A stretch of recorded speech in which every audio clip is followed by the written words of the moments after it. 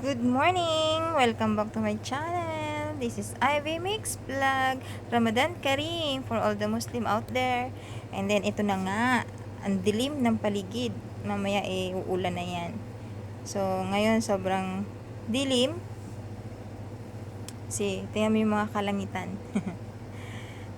Ang dilim, di ba? And then my friend Kat and Rochelle.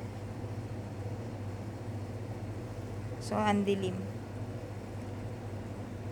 Eto na nga, bumuhos ng ulan. And then, guess what? Umulan ng yelo.